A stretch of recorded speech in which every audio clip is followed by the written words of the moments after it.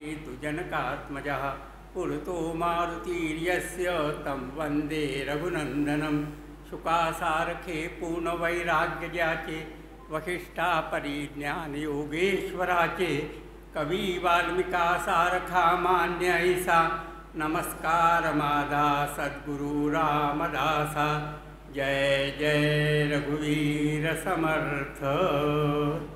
उपस्थित भगवत पादारविंदानुरागी भागवत श्रोतेवृंद हो, उपस्थित महानुभाव आणि वंदनीय मातृशक्ती, आज रामनवमी महोत्सवांतर्गत चौथे पुष्प आमचे कालचेच वक्ते म्हणजे श्री वसंतजी कुंटे हे गुंफणार आहे आणि विषय ही कालचाच आहे आणि काल पूर्वार्ध झाला, आज त्याचं उत्तरार्ध एकनाथ महाराजांचं भावार्थ रामायण।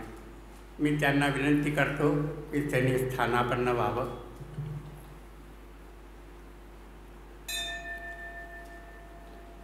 मंडळाचे न्यासी श्री रमेश कात्रे यांना मी विनंती करतो त्यांनी आजच्या वक्त्यांचं माल्यार्पण करून स्वागत करावं।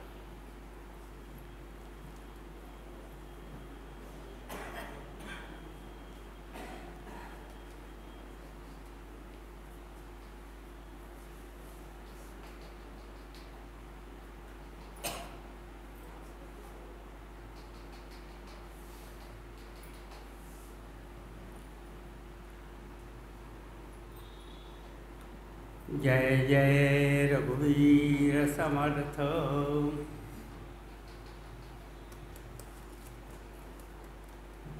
श्री वसंत कुंटे यांना विनंती की त्यांनी आपला विषय मांडावा।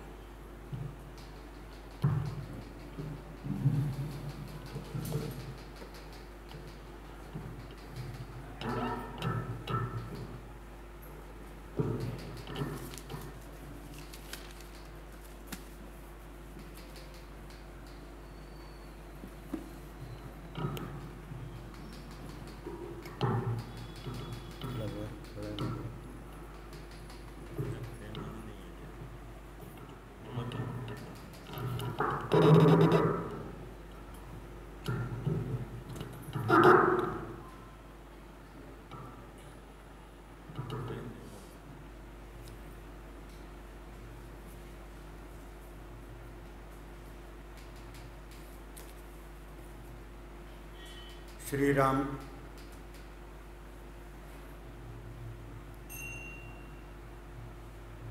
पुन्हा श्री रामरायाच्या दरबारामध्ये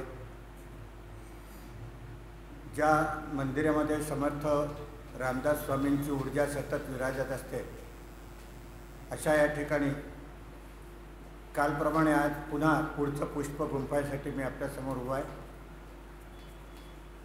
आत्ता माझे मित्र श्री कुंभराजवाल्यांनी सांगितलं की भावार्थ रामायणाचा पूर्वार्ध काल झाला, आज उत्तरार्ध आहे।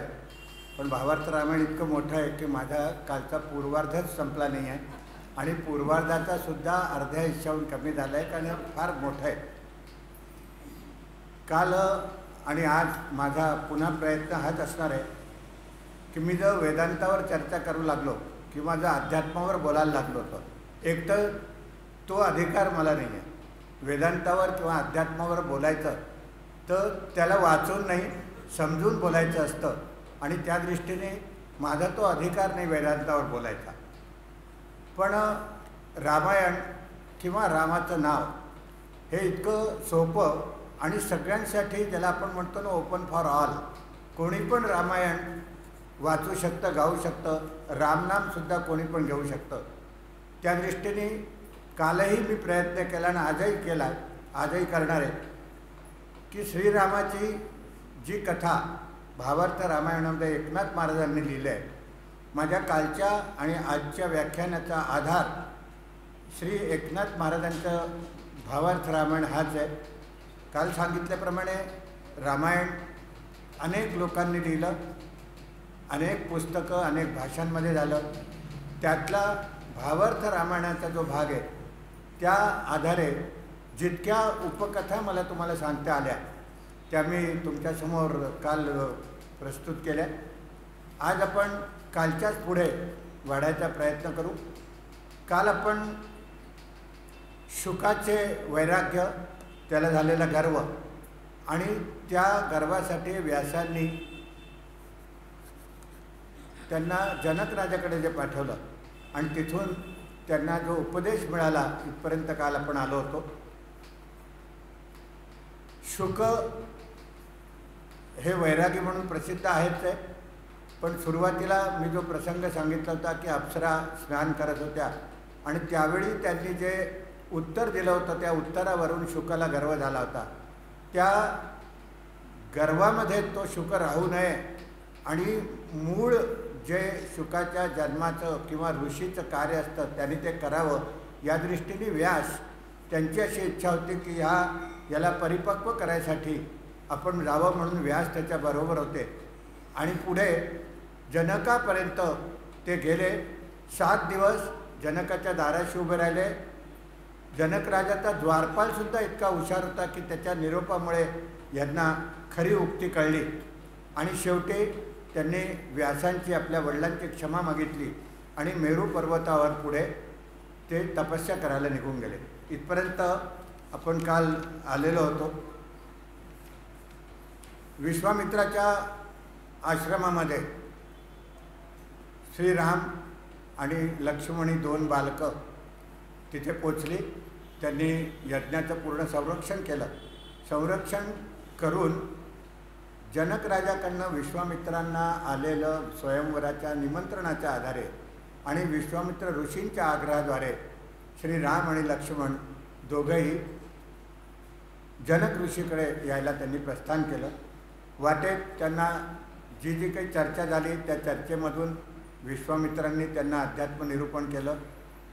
मानवाची शक्ती काय, आपला उद्देश काय, आपल्या सनातन धर्म किंवा वेदांत काय, ह्याच्या सगळ्याचा मधून रात्री बसून आणि उल्लेख केला. त्याचा संबंध त्यांनी विवेचन केलं, ते श्रीरामाने ग्रहण केलं. आणि असं करत करत हे सगळेजण जेव्हा वाटेत जात होते तेव्हा प्रभू रामचंद्रांना एक अत्यंत ओसाड असा आश्रम दिसला. त्यांनी विचारलं, इथे आश्रम तर दिसतोय पण हा अत्यंत ओसाड उजाड झालेला आहे, हा असं का आहे, ह्याची काय कथा आहे? त्या ओसाड आश्रमामध्ये एकही स्त्री पुरुष त्यांचे शिष्य हे दिसत नाही. या आश्रमाची सगळी झाडं वाळलेली आहे. इथे असं घनदाट अरण्यासारखं माजलं आहे. काय कारण आहे असं झालेलं असेल? तेव्हा विश्वामित्रांनी त्याला जे कारण सांगितलं ते म्हणे, हा गौतम ऋषींचा आश्रम आहे आणि या आश्रमामध्ये गौतम ऋषी आणि त्यांची पत्नी अहल्या हे दोघेही इथे राहत होते. आणि त्या अहिल्याच्या हातून जो प्रमाद घडला इंद्राच्या बोलावणीमुळे, त्यासाठी गौतम ऋषींनी तिला श्राप दिला आणि ती शापदग्ध अहिल्या अजूनसुद्धा या आश्रमात आहे आणि ती त्या शापाचं उद्वहन अजून भोगते. आणि म्हणून श्रीरामा, तुला माझ्याबरोबर तिथे आज जायचं आहे. आता इथे एकनाथ महाराजांनी त्या अहिल्याची कथा आपल्या रामायणामध्ये वर्णन केलेली आहे. अहल्या, काही लोक अहिल्या म्हणतात. अहल्या हे नाव तिचं कशावरून झालं? हल्ल्या म्हणजे हल चालवणं म्हणतो ना. ज्या शेतामध्ये हलच चालत नाही म्हणजे तो अहल्या, अशाच शेताच्या तिथे राहणारी ती अहल्या. या अहिल्याची कथा अशी आहे की ब्रह्मदेवाने तिला निर्माण केलं. अतिशय सुंदर स्त्री, एकदम मोहक आणि त्या दृष्टीने तिची पूर्ण जगामध्ये अशी वंदता झाली की ह्याहून सुंदर स्त्री नाहीच कोणी. तिच्या स्वयंवराची जेव्हा वेळ आली तेव्हा सगळेच जण धावून आले. जेव्हा असं कळलं की या अहिल्याचा स्वयंवर व्हायचं आहे, नेहमीप्रमाणे दैत्य आले, राक्षस आले, देव आले, सुर नर किन्नर यक्ष, दैत्य राजा, ऋषीमुनीसुद्धा या स्वयंवरासाठी धावत आले. कसेही करून इतकी सुंदर अहिल्या आपल्याला पत्नी म्हणून मिळावी यासाठी तिथे सगळेजण धावून आले. त्यावेळी ब्रह्मदेवानी एक पण ठेवला. तो पण असा की ह्या सूर्योदयानंतर जो कुणी पृथ्वी प्रदक्षिणा करून आधी येईल त्याला अहिल्या मी अर्पित करीन पत्नी म्हणून. हा जो पण ठेवला आहे त्यानंतर सगळ्यांनी आपले आपले वाहनं घेऊन धावायला सुरुवात केली. इंद्र ऐरावतावर निघाला, अग्नी निघाला, यम निघाला, वायू निघाला आणि असे सगळे ऋषी मुनी दैत्य यांनी धावायला सुरुवात केली. कशाही करून पृथ्वी प्रदक्षिणा सगळ्यांच्या आधी पूर्ण करून अहिल्याचा स्वीकार करता यावा म्हणून सगळ्यांनी धावपळ सुरू केली. त्याच वेळी गौतम ऋषी पण तिथे आलेले होते. गौतम ऋषींना असं लक्षात आलं की एक गाय यावेळी प्रसूत होते आणि त्या गायीच्या तिथे गेले. प्रसूत होणाऱ्या गायीला जर 3 प्रदक्षिणा लावल्या तर त्याला पृथ्वी प्रदक्षिणेचं पुण्य लाभतं असं मान्यता होती. गौतमाने पटकन तेच केलं आणि त्या प्रसूत होणाऱ्या गायीला नमस्कार करून तिला 3 प्रदक्षिणा लागल्या आणि ते ब्रह्मदेवासमोर येऊन ठाकले. ब्रह्मदेवाने म्हटलं की बरोबर आहे, पृथ्वी प्रदक्षिणेचा मान सगळ्यात पहिला तुला मिळालेला आहे. आणि म्हणून अहिल्याशी त्या गौतमांचा विवाह झाला. गौतम आणि अहिल्या याच आश्रमामध्ये अत्यंत प्रेमाने आणि आपले सगळे कर्तव्य पूर्ण करत तिथे विहार करत होते. पण ज्या लोकांना अहिल्या मिळाली नाही त्यातले काही तर समजूतदारीने परत गेले. पण इंद्राचा डोळा अजूनही अहिल्यावर होता. अजूनही त्याला असं वाटत होतं की नाही, ही मला मिळाली नाही, गौतम ऋषींनी माझ्याकडनं तिला ओढून घेतलं आहे. आणि ह्या दृष्टीने दुर्भावनेने इंद्र एक दिवशी त्या आश्रमात आलेला होता. हे गौतम ऋषी महान तपस्वी होते. या गौतम ऋषीबद्दल असं म्हणतात की मी मागे कालच तुम्हाला सांगितलं की ऋषी हे जंगलात काय करत होते, तर तपस्या करत होते. म्हणजे जसं आपण लहानपणी सिनेमामध्ये पाहिलं की असं तो ओम नमः शिवाय असं म्हणून प्रार्थना करतोय, त्याच्यावर मुंग्यांनी वारुळ केलं आहे, पूर्ण जरी तो मातीने झाकला गेला. ही तपस्या, ही खरी तपस्या जरी असली तरी ऋषीमुनी पिढ्यानपिढ्या हजारो वर्ष एका वनामध्ये जाऊन आणि तिथे कुठल्या तरी एका वस्तूची अनुसंधान करत असत. कुणी त्याला आपण रिसर्च म्हणतो. आणि त्या रिसर्चमध्ये गौतम ऋषींनी कृषीचा विस्तार केला. कृषीचा जो विकास केला त्याचं श्रेय गौतम मुनींकडे जातं. आणि त्यामुळे त्या कृषी कशी करावी, कसं बीज पेरावं, कसं उत्पन्न करावं त्याचा शोध गौतम ऋषींनी केलेला होता. आणि ती परंपरा चाललेली होती तिथे. इंद्राच्या मनात वाईट भाव आले. एक दिवशी सूर्यग्रहण होतं. सूर्यग्रहणाच्या सगळ्या सांगतेनंतर गौतम ऋषी स्वतः आणि अहिल्या हे नदीवर स्नानाला गेले. स्नान करून अहिल्या परत आश्रमात आली आणि ऋषी अर्घ्य देत तिथे आराधना करीत बसले होते. त्याचवेळी इंद्रांनी वेळ साधली आणि गौतम ऋषीचा वेश घेतला. गौतम ऋषीचा वेश घेऊन इंद्र तिथे आला आणि एक अहिल्या सहसा ऋषीकडे वर मान करून पाहत नव्हती. ती त्यांना खाली वाकूनच पाहायची, पतिव्रत्या या दृष्टीने. तिला लक्षात आलं की ऋषी आलेले आणि त्या इंद्राने तिच्याशी रती संभोगाचं इच्छा दर्शवली. ती म्हणाली की आर्य म्हणे हे तर कधी सभेच्या विपरीत आहे, हा पर्वकाळ आहे, यावेळी तर तुम्ही कधी अशी मागणी केलेली नाही आहे. पण म्हणे नाही, पतिव्रता स्त्रीने आपल्या पतीकडनं केलेल्या प्रत्येक इच्छेला नकार देता कामा नये. अहिल्या समजू शकले नाही सुरुवातीला आणि इंद्राने जे कार्य साधायचं ते रतिक्रीडेचं साधलं. जेव्हा अगदी शेवटी तिच्या ध्यानात आलं की इथे कुठेतरी कपट आहे, त्यावेळी तिने त्याला ढकललं, जोराने त्याच्यावर ओरडली, त्याच्यावर संताप व्यक्त केला आणि म्हणाले की आत्ताच्या आत्ता इथून तू निघून जा. पण दुर्दैवाने म्हणा किंवा सुदैवाने म्हणा त्याचवेळी गौतम ऋषी परत आले आणि त्यांना ते इंद्र दिसला. इंद्र दिसता क्षणी त्यांना अंतर्ज्ञानाने कळलं की इंद्रांनी काय केलेलं आहे. त्यांना अतिशय संताप आला. पण इंद्र तेवढ्या वेळामध्ये बाहेर धावत आला. मयुराच्या रूपामध्ये उडून तो पळून गेला. पण गौतम ऋषींचा संताप होता. क्रोधाने त्यांनी अहिल्याला श्राप दिला. म्हणे तू कुलटा स्त्री, तू पतिव्रत्य भंग केलं, तुला लक्षात यायला हवं होतं, तू निदान इंद्राला लाथा मारून पळवून द्यायला तरी हवं होतं, तसं तू काही केलं नाही. तुला माहीत असून तू म्हणे रतिक्रीडा केली. तेव्हा पुन्हा अहिल्याने त्यांना नमस्कार केला. तिला सांगितलं की नाही असं अजिबात नाही, मी परपुरुषाशी क्रीडा केलेली नाही आहे, तो पुरुष गौतमच आहे. ह्या भावनेने मी त्याच्याशी क्रीडा केली असेल किंवा त्याला संमती दिली असेल, ह्याच्यात माझी काही चूक नाही. तरीसुद्धा गौतमाने तिला श्राप दिला की तू म्हणे शिळा होऊन पडशील, इथे तुला कोणी विचारणार नाही, इथे काहीही अन्न धान्य उगवणार नाही, झाडाची पानं सुकून जातील, सारे पशु पक्षी हे सगळे इथून पळून जातील आणि हा भोग तुला करायचा हवा आहे. अत्यंत अहिल्याला दुःख झालं. तिने खूप विनवणी केली गौतम ऋषींची. तेव्हा त्यांना दया आली आणि त्यांनी सांगितलं की अशीच इथे तू रामाची आराधना कर. जेव्हा त्या युगामध्ये सतयुगात राम इथे येतील आणि ते तुझा उद्धार करतील, तोपर्यंत तुला इथेच शिलावत शिळेप्रमाणे राहावं लागेल. दुसरा श्राप त्याने इंद्राला दिला की ज्या कामभावनेनी आणि दुष्ट भावनेने तू आला म्हणे तुझ्या शरीराला म्हणे संबंध भोकं पडतील म्हणे. ज्या ज्या ठिकाणी तू अपराध केला ती भोकं पडतील. तर त्या इंद्राच्या श्रापामुळे या गौतमाच्या श्रापामुळे इंद्राला 1000 भोकं पडली शरीरामध्ये. ज्यामुळे हाताने तू अहिल्याला स्पर्श केला त्याच्यामध्ये सगळी छिद्र होतील. ज्या मुखाने तू अहिल्याच्या मुखाजवळ आपलं मुख दिलं ते तुझ्या ओठामध्ये भोकं होतील. ज्या लालसेने केलं असं करता करता प्रत्येक भागामध्ये तुला आणि भोक पडतील असा तो श्राप दिला. म्हणून इंद्राला सहस्त्र भोकं होती जोपर्यंत तो गौतम ऋषीच्या शापातनं मुक्त नाही झाला तोपर्यंत. मग तो मयुराच्या रूपामध्ये झाला म्हणून त्याचा परिणाम मयुरावरही झाला आणि तो ऐरावती हत्ती होता म्हणून त्या हत्तीवरही झाला. कथा अशी एक भाग असा आहे की इंद्राच्या या सहस्त्र भोकाच्या शापाबरोबर इंद्राचे वृषणसुद्धा त्या ऋषींनी काढून टाकले की ते जळ्या. कारण त्याच कारणामुळे रतीसाठी तो उत्सुक झाला होता. अशा प्रकारे इंद्राचा श्राप झाला आणि त्या श्रापातनं इंद्र श्राप भोगतोय. पण इंद्राला जेव्हा श्राप मिळाला तेव्हा इंद्राची जी सगळं पृथ्वीसाठी जी कार्य होती, पर्जन्याचं कार्य होतं, इतर सगळी कार्य, त्यामुळे पृथ्वीवर हाहाकार माजला. पाऊस पडेनासा झाला, दुष्काळ पडला. तेव्हा सगळे देवर्षी शोध होत होते की हा गेला कुठे इंद्र.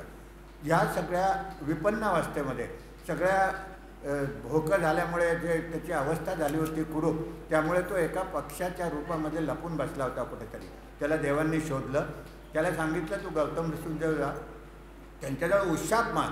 आणि मग त्यांनी त्याला उशाप मागितला आणि त्या उशापामध्ये त्यालासुद्धा श्राप मिळाला की जेव्हा अहिल्या मुक्त होईल तेव्हाही तू मुक्त होशील आणि त्यावेळी तुझ्यातली ही सगळी छिद्र नाहीशी होतील, पण त्याचं प्रतीक तुझ्यामध्ये राहिले. त्याची कथा मी आत्ताच सांगून देतो. तेव्हा इंद्राचा उश्राप घडला तेव्हा त्याची सहस्त्र भोकं होती, ती सहस्त्र डोळे म्हणून इंद्राजवळ राहिले आणि म्हणून इंद्राला सहस्त्राक्षसुद्धा म्हणतात की त्या 1000 डोळ्यांनी तू जनतेची सेवा कर. तो मयुरावरून पळून गेला होता म्हणून त्याचा मयुरावर काय परिणाम झाला तर ते जे सहस्त्र भोकं झाली होती ती मयुरावर पडली आणि म्हणून तो पिसारा होता. त्या पिसाऱ्यातल्या प्रत्येक जे फूलसारखं दिसतं जे दिसतं ते त्या सहस्त्राक्षांचा परिणाम म्हणून त्या ह्याला मयुराला, तर मयुराचं रूप त्याच्यातच झालं. अर्थात मयुराला त्यानंतर त्याचा आनंद मिळाला. हत्तीच्यासुद्धा वृषणाबद्दल असं सांगितलं आहे की ते वृषण हत्तीजवळ लिंगापाशी नसून मस्तकात जातील. कथा अशी आहे ती कठीण आहे, पण त्या दिवशीपासून असं म्हणतात की मोराला आणि स्त्री सुख नाही. मग कसं प्रसूती होते, त्यांचा वंश कसा वाढतो, तर म्हणतात की जेव्हा इंद्र आपला मयूर रतिक्रीडेसाठी करतो तेव्हा जेव्हा नृत्य करतो तेव्हा त्याच्या डोळ्यातनं अश्रू येतात आणि ते अश्रू त्याची मयुरी ग्रहण करते आणि तिला गर्भ राहतो. जास्त या कथेबद्दल विचार नाही करायचा, कारण पुराणातल्या कथा, महाभारतातल्या कथा या कधी कधी आपल्या डोक्यावरून जातात. पण श्रद्धा, विश्वास या दृष्टीने ऋषींची जी ताकद होती त्या ताकदीला वंदन करून या सगळ्या गोष्टींवर आपण विश्वास ठेवायला हवा. अहिल्याचा अशा तऱ्हेने पूर्ण श्रीरामाने उद्धार केला. अहिल्याने श्रीरामाचे चरण घेतले, त्याचं प्रक्षालन केलं आणि अत्यंत प्रसन्न होऊन तिला एक समाधान मिळालं. आणि केवढं समाधान मिळालं की शेवटी अहिल्याने असं सांगितलं की रामा, मला जो श्राप मिळाला त्या श्रापामुळे मी इतके वर्ष रामाची आराधना करू शकली. रामाची आराधना करणं हे एक महत्पुण्य कार्य माझ्या हातून घडलं आहे. ते जर नसतं झालं तर न तर मला रामाचं दर्शन झालं असतं किंवा ही जी मी रामाची हरनिश आराधना केली, रामाने मला मुक्त पण केलं, रामाने मला पुढेसुद्धा वाढवलं. तर एका दृष्टीने बरं झालं म्हणे मला गौतम ऋषींनी श्राप दिला, कारण त्यामुळे मी रामाच्या चरणाची धूळ आपल्या मस्तकावर लावू शकले. ही कथा जेव्हा त्यांनी सांगितली मग तिचा एक प्रकारे उद्धार केला आणि विश्वामित्रांनी गौतम ऋषींना पाचारण केलं. त्यांना पुढे बोलवलं. गौतम ऋषीसुद्धा म्हणाले की मला खरोखर पश्चाताप झाला, मी क्रोधाच्या भरामध्ये ह्या दोघांना श्राप दिला. खरं म्हणजे मी कोण, तर मी तू ही भावना माझ्यातही तो उत्पन्न झाली होती की ही माझी पत्नी, हिच्यावर माझा अधिकार, हिच्याकडे डोळे टाकवणाऱ्याला सुद्धा मी श्राप देईन. तर ह्याप्रमाणे मी तूपणा तूही तर विसरला म्हणे. तर हा तुझा जो क्रोध आहे या क्रोधामुळे म्हणे तुझीसुद्धा चूक आहे. तर गौतम ऋषींनीसुद्धा क्षमा मागितली, अहिल्याची क्षमा मागितली आणि मग श्रीरामाच्या सांगण्यावरून त्यांनी अहिल्याचा पुन्हा स्वीकार केला आणि ते दोघं पुन्हा पूर्वाश्रमीप्रमाणे आणि आपल्या इथे आले. अशा हा अहिल्याचा जन्मवृत्तांत आहे. ह्या अहिल्याच्या वृत्तांतानंतर श्रीराम आणि विश्वामित्र पुन्हा पुढे निघाले. पुढे निघाल्यानंतर त्याचं अयोध्येमध्ये जनकपुरीमध्ये त्यांचा हळूहळू प्रवेश झाला. ती जनकपुरी कशी होती याचा भावार्थ रामायणामध्ये संपूर्ण खूप सुंदर वर्णन आहे. काही रूपकात्मक वर्णनसुद्धा एकनाथ महाराजांनी केलेली आहे. त्यांनी असं वर्णन केलं आहे की खांब कसे होते तर धैर्याचे खांब होते, कलाकुसरी कशी होती तर ती शिवभक्तीची होती. आणि असं प्रत्येकाला रूपक करून त्या यज्ञसभेचं त्यांनी सुंदर वर्णन केलं आहे. खूप मोठा अध्यायासारखा त्याच्यामध्ये आहे. त्याच्यातही सगळं अध्यात्म भरलेलं आहे आणि भक्ती भरलेली आहे. हा एकनाथ महाराजांचा एक मोठा साहित्यिक गुण होता आणि त्यामुळे ते ग्रंथ जो आहे थोडासा खूप छान रंगलेला आहे. पुढे एकनाथ महाराजांनी असं वर्णन केलं आहे की इथून विश्वामित्र ऋषी राम आणि लक्ष्मण यांना घेऊन जनक राजाच्या आश्रमात जातात. त्यांना राजाला कळतं आणि ते अत्यंत त्याचं स्वागत करतात. जनक राजा राम आणि लक्ष्मणाला ओळखत नसतात पण विश्वामित्रांना ओळखत असतात. त्या रामाचं तेजपुंज शरीर, तेजस्वी शरीर विश्वामित्रांच्या प्रसादामुळे, त्यांनी शिकवलेल्या शास्त्रामुळे ते त्यांच्यावर जे तेज निर्माण झालेलं असतं ते पाहून सगळी जनकपुरी विस्मयचकित होते की हे कोण तरुण सुकुमार इतके सुंदर इथे आपल्याला आलेले. सगळ्यांचं लक्ष सतत त्यांच्याकडे जातं. यज्ञशाळेच्या जवळ त्यांची निवासाची व्यवस्था केली जाते. इथे मग सगळं वर्णन केलं जातं. या जनकाचा जो पुरोहित होता, राजपुरोहित, त्याचं नाव शतानंद. हा शतानंद अहिल्या आणि गौतमचा पुत्र होता. तो तिथे सतत राहत होता. त्यामुळे गौतम ऋषीच्या पुत्राबद्दल आपल्या गौतम मुनींनासुद्धा एक अभिमान होता आणि जनक राजाचा राजपुरोहित म्हणून त्याचा त्या जनकपुरीमध्ये खूप सन्मान होता. म्हणून जनक राजांनी शतानंदालासुद्धा यांच्या स्वागताला तिथे पुढे पाठवलं. स्वागताला पाठवल्यानंतर यांनी विश्वामित्रांनी थोडीशी चौकशी केली की हा धनुष्य यज्ञ म्हणजे काय असतं, कशासाठी आहे, कोण सीतेचं स्वयंवर मांडलं, याचा धनुष्य यज्ञाशी काय संबंध आहे. तेव्हा शतानंदांनी पुढे होऊन आणि रेणुकापुत्र जमदग्निपुत्र परशुरामाची छोटीशी कथा सांगितली. त्याचा एक भाग मी तुम्हाला सांगतो. ती कथा अशी होती की परशुराम जेव्हा तपस्येला बसले होते शिवापाशी, त्या शिवाच्या तिथे तपस्या करत असताना आणि एकदम पूर्ण तपस्या पूर्ण झाली, शस्त्रविद्या शिकली आणि त्यांना एकदम आपल्या मातेची हाक ऐकू आली. मातेची आर्त किंकाळी आली आपल्या पुत्रासाठी की मी संकटात आहे, माझ्या रक्षणासाठी तुझे ये. त्यावेळी त्यांनी शिवाला सांगितलं की माझी आई हाक मारते आणि मला इथून जायचं आहे.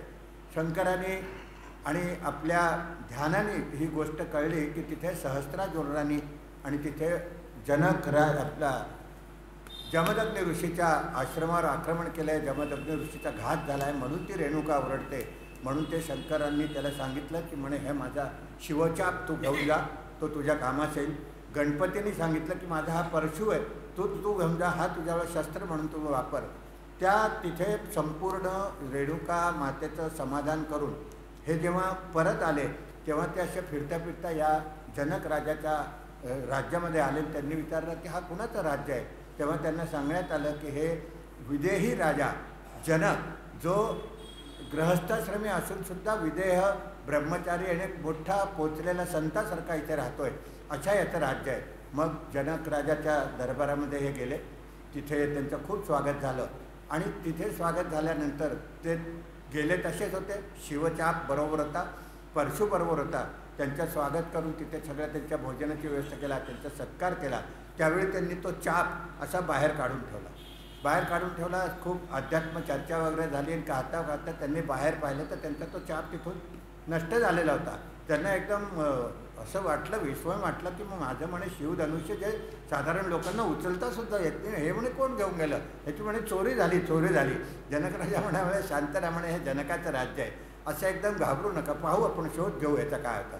आणि त्यांनी जेव्हा शोध घेतला तेव्हा जनकाची कन्या सीता त्या धनुष्याला एक असा पाय लावून आणि त्याचा घोडा खेळत होती ना लहान मुलं, तसे त्या धनुष्याला घोडा खेळत ती अशी चालली होती. हा परशुराम बघत राहिला की ज्या धनुष्याला साधारण उचलायचंच काय, सरकवायची सुद्धा ताकद नाही, इतका तो प्रचंड शक्तिशाली. त्याला म्हणे ही छोटीशी कन्या म्हणे घोडा खेळत कशी काय नेते म्हणे. तेव्हा मग परशुरामाने ध्यान केलं, त्यांना लक्षात आलं की हे सीता म्हणे ही सामान्य नाही आहे, ही आदिशक्ती आहे आणि हे आदिशक्ती देवतेच्या शिवाय हे कार्य कोणाला शक्य नाही. तेव्हा त्यांनी सांगितलं की हिच्या जेव्हा लग्नाची वेळ येईल तेव्हा म्हणे जनक राजा हा शिवधनुष्य मी तुला इथेच ठेवून जातो. ही आदिशक्ती आहे. हिला जो वर मिळाला पाहिजे तो सुद्धा साधारण नसला पाहिजे, तो असा असला पाहिजे की तो तिच्या योग्यतेचा असला पाहिजे. म्हणून तू हिच्या लग्नाच्या वेळी असा पण लाव की जो कोणी या शिवचापाला उचलून आणि प्रत्यंत्या लावेल बस त्याच्याच गळ्यामध्ये तुझी मुलगी माळ घालेल. हा पराक्रम साधारणपणे तोच करू शकतो ज्याच्यामध्ये तेवढी शक्ती असेल आणि मग अनायासे तुझ्या मुलीला योग्य असा वर मिळेल. ही कथा इथपर्यंत सांगून आपण आता पुन्हा परत येऊ असा की तो पण ह्याच्यामुळे लावला होता शिवाच्यामुळे आणि म्हणून तो धनुष्य तिथे ठेवलेला होता. परशुराम नंतर आपल्या निघून गेलेले, पण ह्या परशुरामाची कथासुद्धा आता तुम्हाला योगायोग आहे इव्हेंट म्हणून सांगतो की शतानंद जेव्हा तिथे आले त्यावेळी सगळ्यांनी चौकशी केली. ह्या गोष्टीला बरीच वर्ष होऊन गेली होती, सीता उपवर झालेली होती आणि मग त्यामुळे शतानंदांनी सबंध वर्णन केलं. वर्णन करून त्यांना सांगितलं की अशी अशी ही सीता आहे, ही जनकाची तशी कन्या नाही आहे, पण जनकाने तिला परती पाळलं आहे.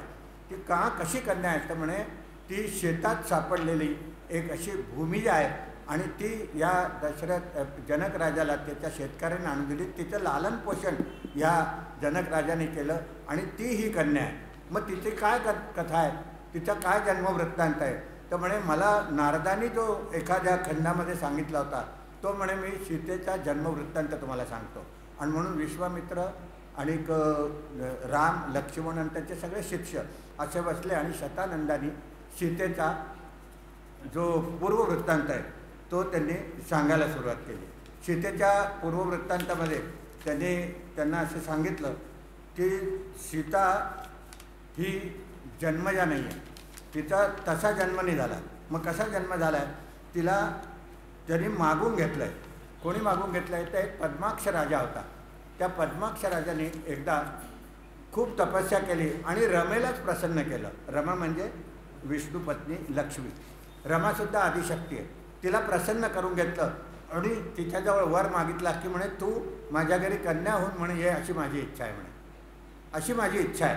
तर ती म्हणाली की मी तर अजन्म आहे, मी असा जन्म घेऊन येऊ नाही शकत म्हणे, असं तू का वर मागितला. पण त्याच्या मनात तर ही होती की ही माझ्या घरी माझ्या कुटुंबात यावी म्हणून त्यांनी मग विष्णूची आराधना केली आणि विष्णूची आराधना करून त्यांच्याजवळ पुन्हा त्यांनी आराधना करून खूप त्यांना प्रसन्न करून घेतलं आणि त्यांना म्हटलं की माझी तर अशी इच्छा आहे. म्हणे तुझी काय इच्छा आहे म्हणे. तर तो म्हणे की राजा म्हणे श्रीहरी रमा खेळे मांडेवरी, ही माझी एक अशी इच्छा आहे आणि म्हणून माझ्यावर एवढी तू कृपा कर असं त्यांनी विष्णूजवळ एक वरदान मागितलं. विष्णू म्हणे बरं म्हणे तुझी इच्छा आहे. तर त्यांनी एक मातुलिंग विष्णूने त्याला दिलं. ते मातुलिंग तो घरी घेऊन आला. त्यांनी जेव्हा त्याला उघडलं तर त्याच्यामध्ये एक सुंदर कन्या त्याला दिसली, अतिशय सुंदर कन्या. आणि ते पाहून त्याचं मन द्रवलं आणि जसे पित्याचं प्रेम उत्पन्न होतं तसं त्याच्या मनातनं एकदम पितृभाव निर्माण झाला. त्याने त्या कन्याला मांडीवर घेतलं आणि विष्णूला नमस्कार केला की माझी जी इच्छा होती की रमा खेळे मांडेवरी ती तू आज पूर्ण केली. आणि मग ती सीता जिला यांनी मुलगी म्हणून मागितली होती त्या सीता त्यावेळी तिचं पद्माक्ष राजाची मुलगी म्हणून तिचं नाव पद्मावती केलं. ही पद्मावती त्या राजाच्या घरात वाढू लागली, राहू लागली. पुन्हा ती जेव्हा उपवर झाली त्यावेळी तिचाही स्वयंवराचा प्रश्न आला की आता हिला एखादा चांगलासा वर हवा. जसं ही बातमी सगळ्याजवळ पोचली तर पुन्हा तीच स्थिती झाली जशी मी आत्ता मागे सांगितली अहिल्याच्या वेळी की देवादिदेव धावायला लागले. इतकी सुंदर रूप गुणवान कन्या आणि अगदी म्हणजे देवी दिसते, तर ती आपल्याला पत्नी मिळावी म्हणून देव आले, राक्षस आले, किन्नर आले, यक्ष आले, मोठे मोठे दैत्य आले, ऋषीमुनीसुद्धा आले आणि पुन्हा तीच की सगळ्यांची इच्छा हीच की ही मला पत्नी म्हणून मिळावी. इथे काही पण नव्हता. पण पद्माक्ष राजाला हे माहीत होतं की माझी ही कन्या आहे, जिला मी अत्यंत प्रेमाने लहानाची मोठी केली, ती योग्य वराकडे जावी. आणि म्हणून जेव्हा त्याला असं दिसलं की हा योग्य वर नाही, हा उगीच दैत्य आहे, तेव्हा पद्माक्ष राजाने शस्त्र काढल्याने युद्धाचा प्रारंभ केला. पद्माक्ष राजा एकटा या सगळ्यांशी युद्ध करत होता आणि ज्या ज्या लोकांना तो इच्छित नव्हता त्या सगळ्यांशी त्यांनी युद्ध केलं, त्यांना मारलं आणि पळवलं. तरीसुद्धा बराच युद्ध झालं आणि एक वेळ अशी आली की सगळ्यांनी मिळून आक्रमण केलं आणि त्या पद्माक्ष राजा घायल झाला आणि शेवटी पडला तो. पडला आणि आता तो मृत्युमुखी जाणार हे कळता क्षणी ही जी पद्मावती आहे हिने एकदम धावत जाऊन अग्नीमध्ये उडी घेतली. अग्नीमध्ये उडी घेतली तर ह्या सगळ्यांची निराशा झाली.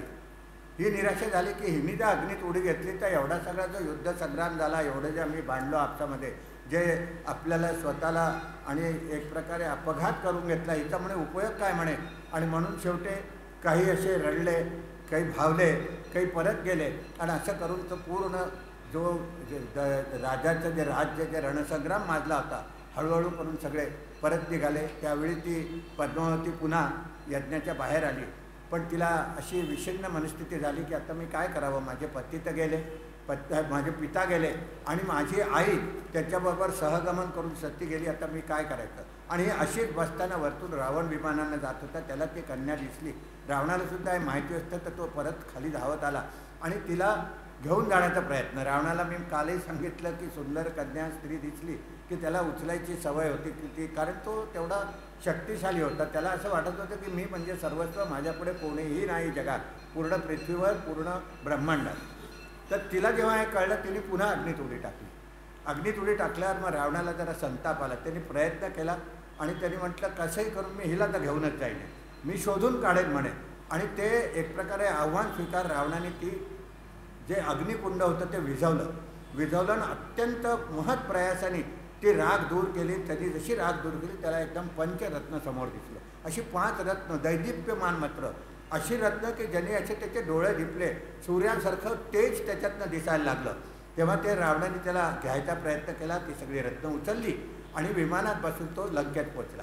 लंकेत पोचल्यानंतर ती रत्न सगळी ठेवली आणि त्यांनी शेवटी तिला एक पेटी तयार करून त्या पेटीत ते रत्न ठेवली आणि मंदोदरीला बोलवलं. आपल्या सगळ्या राण्यांना सांगितलं की मी आज तुमच्यासाठी सुंदर रत्न आणली, तुम्ही तिला गळ्यात घाला, मुकुटामध्ये ठेवा, फार सुंदर.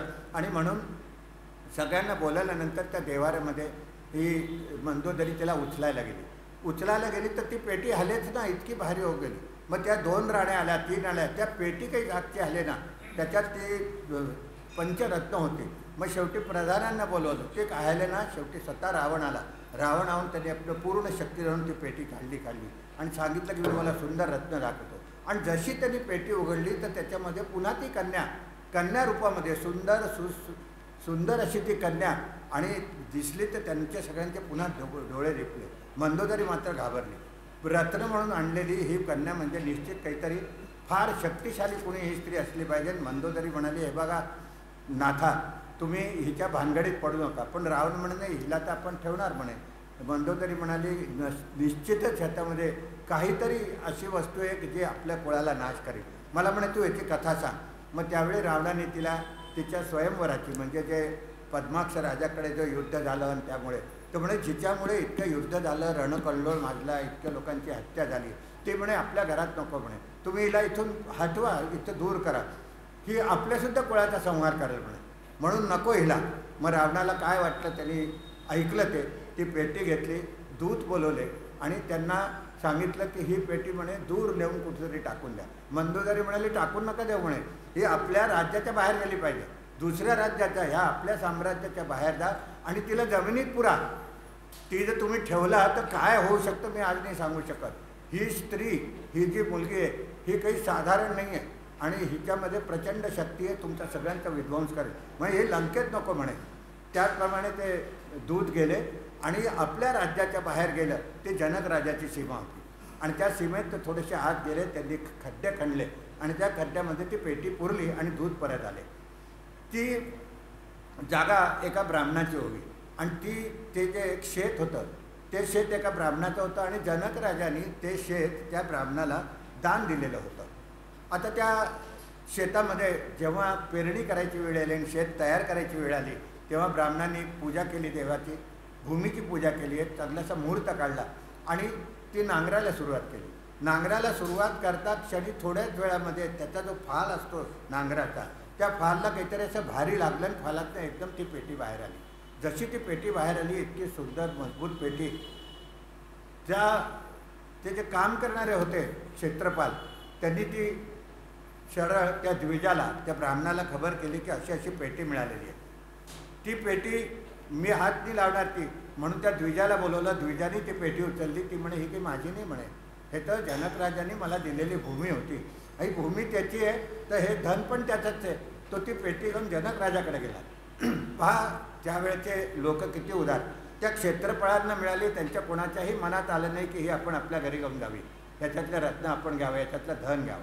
ब्राह्मणाच्या मनात सुद्धा असं आलं नाही की आपल्या शेतात आहे तर हा आपला माल आहे, हे आपलं माल आहे, आपण कशाला जनकराजाला जायचं. एखादा असता तर त्यांनी सांगितलं सुद्धा नाही, पण त्यांनी ते दिलं. आणि यावरही क्लायमॅक्स म्हणजे जनकराजा म्हणाला, बाबा मी तर तुला ती भूमी दान दिली, तर त्याच्यातलं जे काही ते सगळं तुझं आहे म्हणे, तर ते तू मला का आणून दिलं. तो म्हणाला नाही नाही, तुम्ही मला जे दिले ते भूमी दान दिली, पण त्याच्यात जे गुप्तधन आहे ते तर म्हणे तुमचंच आहे, तुम्ही राजे आहात आणि मला तुम्ही ते सांगू नका.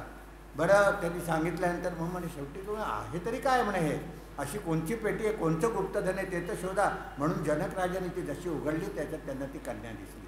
कन्या दिसताक्षणी जनकराजा एकदम घाबरला तर नाही, पण त्याला असं काहीतरी आतून असं संभ्रम निर्माण झाला की हे काहीतरी निश्चित तेजस्वी अशी कोणीतरी देवता ह्याच्यामध्ये आहे. कारण तिचं जे तेज आहे ते डोळ्यांना दिपवणारं होतं. ब्राह्मण वगैरे सगळे त्या जनकाने शेवटी हा विचार केला की हरकत नाही म्हणे, मी हिचं प्रतिपाळ करेन. त्या शतानंदांनी हे सांगितलं की तिचा प्रतिपाळ तोच राजा करू शकतो जो स्वतः आणि एखादा पोचलेला साधू संत असेल, ज्याची स्वतःची वैराग्य वृत्ती असेल, ज्याच्यामध्ये ती शक्ती असेल आणि ती शक्ती जनकराजाला त्याच्या तपस्येमुळे, त्याच्या वागणुकीमुळे, त्याच्या सर्व कामामुळे ती मिळालेली होती. त्यांनी तिचं पालन केलं. ती ही सीता पद्माक्षर आहे तर म्हणे ती ही सीता आहे आणि ती भूमीमध्ये मिळाली म्हणून तिचं नाव भूमिजा धरणीजा. त्या सीतेचं त्यांनी सुद्धा लालन पालन केलं. ही त्या सीतेच्या जन्मवृत्तांताची कथा त्या शतानंदांनी यांना सांगितली.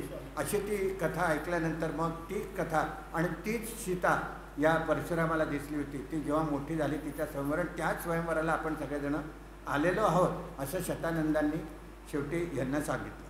मग शतानंदांनी ती गोष्ट सांगितल्यानंतर मग हे सगळे तिथे आल्यानंतर मग त्यांच्या इथे खूप त्यांचा स्वागत सत्कार झाला, सन्मान झाला. पणाची वेळ आली, स्वयंवराची वेळ आली. तिथे पुन्हा एकनाथ महाराजांनी याचं सगळं सुंदर वर्णन केलेलं आहे की तिथेसुद्धा अनेक राजे महाराजे आले. पण ज्यावेळी तो धनुष्य सभा मंडपामध्ये आणला गेला तो पाहून राजे घाबरले. कारण तो असा नाही आणला की 2 जण ज्याने आणून ठेवले, त्यालासुद्धा एका अशा मोठ्या रथात ठेवलं आणि त्याला ओढत हत्तींनी आणलं म्हणे. तर ते पाहणारेच घाबरून गेले की असा हा विष्णूचा शिवचाप आहे, तर ह्याला आपण म्हणे काय हात लावू शकून प्रत्यंच्या चढवू शकू, तरी म्हणे पाहू म्हणे. म्हणून सगळे असे बसले आणि एकेका राजाचा वेळ आली, पाळी आली आणि मग लक्षात आलं त्याच्या की त्या शिवधनुष्याला उचलणं तर दूर पुढे हलवूसुद्धा शकत नाही. पाहिलं एक राजा आला, दुसरा आला, दैत्य आला, शक्तिशाली आला, सगळे आले, सगळे हतप्रभ झाले. आणि त्यावेळी रावण पुढे झाला. रावण हा बिना निमंत्रणाचा आला होता आणि सीता तिथे वरमाला घेऊन उभी होती. तिच्या जेव्हा लक्षात आलं त्यावेळी तिने देवाला प्रार्थना केली की म्हणे हा मला वर म्हणून नको आहे म्हणे. सीता ती आदिशक्ती होती, ती रमा होती आणि रमा म्हणजे विष्णूची पत्नी. जर विष्णूंनी श्रीरामाचा अवतार केला होता तर ती सुद्धा त्याच कार्यासाठी आली होती आणि म्हणून तिने अशी आराधना केली की कसंही करून हा धनुष्याला रावण प्रत्यंच्या चढवू न शके अशी प्रार्थना तिने मनोमन केली. आणि झालंही ते. रावणाला ते काही धनुष्य पेललं नाही. त्यांनी हलवायचा प्रयत्न केला, हलवायचा त्याच्या प्रचंड शक्तीमुळे ते उचललं गेलं, पण ते त्याच्याच अंगावर पडलं. तो असं खाली कोलमडला. अत्यंत फजिती झाली रावणाची तिथे आणि त्या फजितीमुळे रावण थोडा खजील झाला आणि चिडलासुद्धा, संताप झाला त्याचा आणि तो तिथून निघून गेला. पुढे मग जनकराजा उभं राहिलं की मी एवढ्या आपल्या पुत्रीचं स्वयंवर मांडलं आणि इथे एकही राजा असा नाही की जो हे माझा पण पूर्ण करू शकेल आणि म्हणून माझे क्या कन्या आता अविवाहित राहील की काय असेल. तेव्हा विश्वामित्रांनी रामाला खुणवलं की आता तू जा म्हणे. राम जसं मी सांगितलं त्याचं वर्णनच असं आहे की ते अतिशय नम्र स्वभावाने उठले, विश्वामित्रांना नमस्कार केला, सगळ्या द्विजांना नमस्कार केला, जनकाला नमस्कार केला आणि अत्यंत शांत मुद्रेने, कुठल्याही आड्यता, कुठलाही गर्व, कुठलाही अभिमान असा न दिसतात राम तिथे गेले. तिथेसुद्धा त्यांनी धनुष्याला प्रणाम केला आधी आणि मग ते धनुष्य उचलायसाठी राम पुढे झाले. पुन्हा सीतेने देवाला प्रार्थना केली, पुन्हा केली की हा वर माझ्या मनात भरलेला आहे आणि कसंही करून देवा तू ह्या वराकडनं पण पूर्ण करो. आणि त्याप्रमाणे जसं तुम्हाला मी अगदी सुरुवातीला सांगितलं की रामाचा हा अवतार आहे आणि हा योजनापूर्वक केलेला अवतार आहे, देवांनी ठरवलेला अवतार आहे. आणि त्या दृष्टीने काही गोष्टी जरी रामाने मानव रूपात घडवल्या असल्या तरी हे सगळे देवाची वृत्ती होती, त्यांनी त्या सगळ्या गोष्टी घडवून आणल्या होत्या. आणि त्या घडवण्यामध्ये हे सगळं आलं. रामाचा जन्म पण आला, रावणाचा पराभव पण आला, सीतेचा जन्म पण आला, रामाचे पुढे अयोध्यामध्ये जाणं झालं, रामाचं वनवासात जाणं झालं. या सगळ्यामध्ये सुद्धा म्हणजे तुम्हाला थोडीशी कल्पना देतो की जेव्हा कैकेयीच्या मनामध्ये मंथरेने भरवलेल्यातनं पुन्हा असं उत्पन्न झालं की नाही शेवटी राम माझाच तर मुलगा आहे म्हणे, तर म्हणून त्याला येऊ द्या, तेव्हा देवांच्या पुन्हा असं डोक्यात आलं की अरे बापरे हिचं जर आई म्हणून प्रेम बदलं तर आपलं काय व्हायचं म्हणे, राम तर वनवासात जाणारच नाही. म्हणून तिची पुन्हा बुद्धी भ्रष्ट केली विकल्पाने. तर हे सगळं देवांना घडवायचंच होतं, कारण त्याशिवाय रावण गेला नसता म्हणे. आणि त्यासाठी म्हणून त्या रामाजी ते धनुष्य उचलता क्षणी त्यांनी असं एका हाताने ते सुद्धा डाव्या हाताने उचललं आणि अशी प्रत्यंच्या लावायसाठी त्याला खाली ओढलं. ते ओढता क्षणी ते धनुष्यमधून असं तुटलं, जोराने टणत्कार झाला, खूप मोठा म्हणजे वीज गडगडावी तसा मोठा आवाज झाला. सगळे घाबरले, पण लक्षात आलं की तो धनुष्य भंग झालेला आहे. आणि सगळ्यांनी खूप आनंद उत्साहित केला, सगळ्यांनी टाळ्यांचा गजर केला, मंगलवाद्य वाजू लागली. आणि सीता हळूहळू पुढे आली. जनकाला अतिशय आनंद, विश्वामित्राला आनंद, लक्ष्मणाला आनंद, सगळ्या राजांना आनंद, सगळ्या जनकपुरीला आनंद. जे राजे तिथे स्वयंवरासाठी आले होते त्यांनी सुद्धा रामाला नमस्कार केला की योग्य वराला ती गेली, बरं झालं मी पुढे नाही गेलो. तर एक त्या रामाकडे पाहूनच त्याच्या तेजस्वी मूर्तीकडे त्यांना माहीत नव्हतं, त्यांना विष्णू दर्शन झालं. तर त्या तेजस्वीतेमुळे काहीतरी इथे आहे ही भावना तिथे असणाऱ्या प्रत्येकाच्या मनात झालं. पुढे स्वयंवर झालं, वरमाला घातली गेली आणि मग दशरथाकडे निरोप केला. दशरथाकडे निरोप केला, त्यांनी आपल्या सगळ्या चतुरंग सैन्यासकट संपूर्ण परिवारासकट ते तिथे आले. विवाह सोहळा त्याचं मी वर्णन करत नाही, तो विवाह सोहळा खूप छान अगदी उत्तम रीतीने पार पडला. आणि शेवटी दशरथ राजा आपल्या संपूर्ण परिवाराला आणि ह्या वराला घेऊन तिथून निघाला. तोपर्यंत एकनाथ महाराजांनी खूप सुंदर वर्णन त्याच्या यज्ञशाळेचं पण केलेलं आहे. त्यांनी एक वर्णन ते सुद्धा केलेलं आहे जे अहिल्याने आणि रामनामाच्या मुळे तिला जे मिळालं त्याचंही सुद्धा वर्णन केलं आहे. त्याच्या सभामंडपाचं वर्णन केलं आहे, बागेचं वर्णन केलं आहे, सीतेच्या मनात रामाबद्दल उद्भवलेल्या प्रेमाचं वर्णन केलेलं आहे, लग्नाचं वर्णन केलं आहे, कसं स्वागत केलं आहे त्याचं वर्णन केलं आहे, कशा प्रकारे त्यांनी जेवणाची व्यवस्था केली याचं वर्णन केलं आहे. ते सगळं पाहायसाठी तुम्ही भावार्थ रामायण वाचा. आपण आता थोडे पुढच्या गोष्टीकडे वळू की अशा प्रकारे ती वरात घेऊन आणि राम, लक्ष्मण आणि दशरथ हे सगळे असे निघाले. ते जसे पुढे निघाले ते असे जाता जाता जाता एकदम दशरथाला असं काहीतरी चुकल्यासारखं वाटलं. मग त्यांनी वशिष्ठाकडे पाहिलं, म्हणाला स्वामी आचार्य मला काहीतरी अपशकून होता ते म्हणे. तर वशिष्ठ म्हणाले की हो मलाही थोडासा भास होतोय. तर म्हणे अपशकून कसे होता ते म्हणे हे बघा म्हणे ते पक्षी आपसात भांडताना दिसतात ते म्हणे, एकदम थोडासा अंधार झाल्यासारखा वाटतोय, सर्प आणि मुंगूस भांडताना दिसतात, ते काहीतरी अघटित घडणारे असं वाटतंय. वशिष्ठ तर त्रिकालज्ञानी होते, त्यांना ते लक्षात आलं की काय घडलं असेल. पण त्यांनी सांगितलं हरकत नाही दशरथा तू घाबरू नको, आपल्याला युद्धाचा प्रसंग जरी आला तरी आपला प्रभू श्रीराम आपल्याजवळ आहे, तो परब्रह्म आहे आणि याच्यातनं निश्चित तो आपल्याला सोडवेल, तुम्ही घाबरू नका. तरी दशरथाच्या मनामध्ये आणि विषण्ण स्थिती झाली आणि पाहता पाहता पाहता पाहता एकदम खूप मोठं वावटळ उठलं, खूप मोठी आंधी जशी यावी, खूप धुळाडा वाढला, खूप झाडं पडायला लागली, चारीकडनं असा अंधारसारखा पसरायला लागला. तिकडनं जसा एखादा खूप मोठा टणटकार व्हावा, वीज कडकडावी किंवा वादळाचा खूप मोठा गडगडाट व्हावा तसा आवाज झाला. आणि पाहता पाहता त्या धुराळ्यातनं एक तेजस्वी असा एक खूप मोठा पुरुष, दाढी वाढलेली पुरी, हातात परशू घेतलेला आणि असा त्यांना दिसला. वशिष्ठाने ओळखलं की हे परशुराम आलेले. आणि ते परशुराम का आले होते त्याचं मी तुम्हाला कारण सांगतो की तो शिवधनुष्य जो रामाच्या हातून तुटला होता तो शिवाच्या धनुष्याचा अपमान रामाने केला आहे आणि म्हणून संतापून परशुराम तिथे बदला घ्यायला आलेले होते. ते जसे समोर आले दशरथाने त्यांना चरणवंदन केलं, त्यांची पूजा केली, वशिष्ठांनी पूजा केली. पण तो परशुराम काही कुणाच्या पूजेला भीक घालत नव्हता. तो एकदम रामाच्या समोर येऊन उभा ठाकला आणि त्यांनी त्याला युद्धाचं आव्हान केलं आणि संतापाने चिडून घेतला होता की त्या शिवधनुष्याला म्हणे तू भंग का केलं म्हणे. तो शिवाचा धनुष्य होता, एवढा मोठा प्रयत्नाने तो मला मिळालेला होता. हा म्हणे तू त्या धनुष्याचा अपमान केलेला आहे आणि तो युद्धाला तयार झाला. राम नुसते असे समोर उभे होते, नुसते. त्यांनी जरी आव्हान केला तरी त्यांनी त्यांना नमस्कार केला की ब्रह्महत्याचं पातक मी करू शकणार नाही. माझ्यावर असे संस्कार आहे की गौहत्या मी करणार नाही, ब्रह्महत्या करणार नाही, स्त्री हत्या करणार नाही. तरी तू म्हणे युद्धास आव्हान दिला त्याने आणि त्यांनी बाण मारायला सुरुवात केली. रामाने ठरवलं होतं की जोपर्यंत तिकडनं बाण वर्षा होणार नाही तोपर्यंत मी बाण चालवणार नाही. मग रामाने सुद्धा बाण सज्ज केला पण त्याच्यावर सोडला नाही. रामाने बाणाचा उपयोग फक्त तेव्हाच केला त्याच्या आलेल्या शस्त्राला परतवायसाठी. तर जेवढे परशुराम त्यांच्यावर अस्त्र सोडत होता, राम ते अस्त्र पलटवून लावायचे. थोड्याने अशी वेळ झाली की एक एक मोठे अस्त्र तो वाढवत गेला. चामुंडास्त्र टाकलं, ते सुद्धा ते परत गेलं आणि शेवटी त्याने रेणुकास्त्र हातात घेतलं. रेणुका म्हणजे परशुरामाची आई. त्यावेळी सुद्धा रामाने काय केलं की त्या अस्त्राला रोखलं आणि त्याचे ते जे 2 अस्त्र होते ते रामाच्याच भात्यात येऊ केले. हे पाहिल्यावर मात्र परशुराम घाबरला की हा असा कोणता आहे त्यांनी केलं. मग शेवटी त्यांनी खड्ग घेतला हातात आणि पुढे आला आणि त्याच्या हातात दुसरं चाप होता. हा शिवचाप होता जो रामाच्या धनुष्यभंग आहे.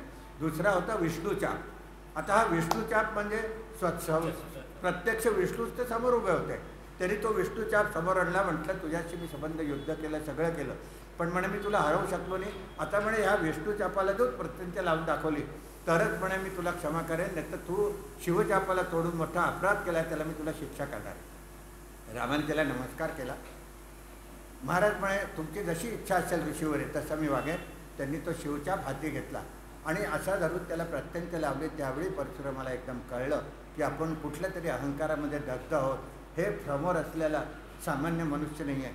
मग त्यांनी त्याचं चरणवंदन केलं, क्षमा मागितली आणि सांगितलं. मग त्यावेळी रामाने तो विष्णू चाप होता तो घेतला, तो परशुरामाने त्याला अर्पण केला. म्हणे तुझं जे कार्य तू हातात घेतलं आहे, त्या कार्यासाठी तू जन्म घेतला आहे, त्या अवतार घेतला आहे, त्यासाठी याचा उपयोग होईल.